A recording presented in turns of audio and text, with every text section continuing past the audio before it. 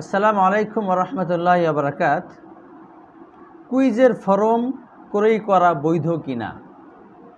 আমরা দেখতে পাই বিভিন্ন সংগঠন কুইজ ছাড়েন এবং এক একটি ফরম বিক্রি করেন 5 টাকা 10 টাকা করে, এবং পরবর্তীতে ওইগুলো ড্র হয় এবং দুই একজন ওখান থেকে পুরস্কৃত হন।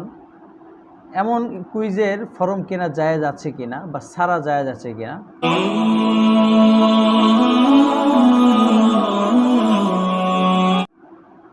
এর উত্তর হলো এগুলো ছাড়া কেনা সম্পূর্ণই নিষিদ্ধ এবং হারাম কাজ।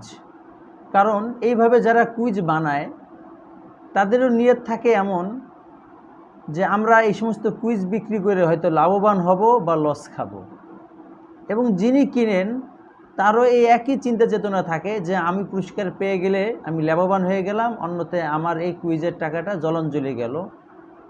আর এরকম লাভবান হওয়া বা জলাঞ্জলি যাবে এরকম নিয়ত করা বা এমন ব্যবসা বাণিজ্যকেই শরীয়তের দৃষ্টিতে জুয়া বলা হয়। সুতরাং এটা জুয়া হওয়ার কারণে এর থেকে বেঁচে থাকতে হবে।